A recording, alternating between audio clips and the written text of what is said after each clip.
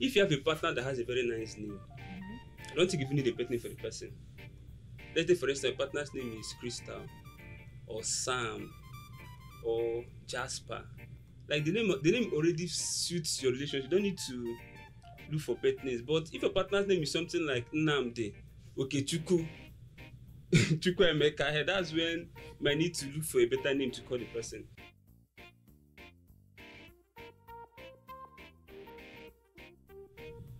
Hello guys, welcome to another episode of Hope for Me podcast. My name is Becca and today we have JCK with us in the studio. We want to ask you some questions regarding relationships, your opinions on relationships, what should be done and what shouldn't be done. Right. So without wasting much of our time, we'll go straight to the point. The first thing I would like to know your opinion on is, what do you think about pet names in a relationship? Do you think it's necessary? Do you think it's not necessary? And if you do, what kind of pet names do you think you want for you and your partner? Okay, I want to thank you for this opportunity to share my thoughts on sensitive issues as this. Well, first of all, I think pet names are not bad. For some, I think that they're kind of overrated. And I don't think they are very necessary. Wait, you said overrated. Overrated Yes. in what sense? In the sense that people place so much value and attention on pet names. You see couples that are just getting along and they've started practicing pet names, doing research and all that. I don't think they are that important. And I think one issue with pet name is, if you have a partner that has a very nice name, I don't think you even need a pet name for the person. Let's say, for instance, your partner's name is Crystal, or Sam, or Jasper. Like the name already suits your relationship. You don't need to look for pet names. But if your partner's name is something like Nnamdi, okay, Chukwuemeka, that's when you might need to look for a better name to call the person.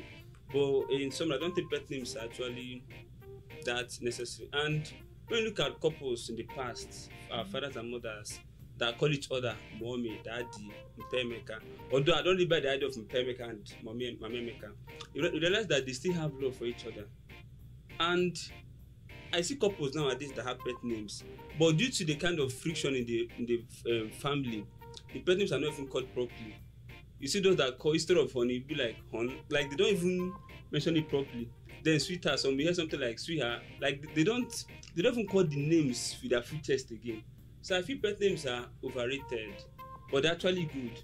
But I feel if your partner's name is very nice, let's say I have a wife and her name is Angel, her name is Messi, you know, these nice names. I don't need to get a pet name again because the name is already a pet name to me. So that's what I think.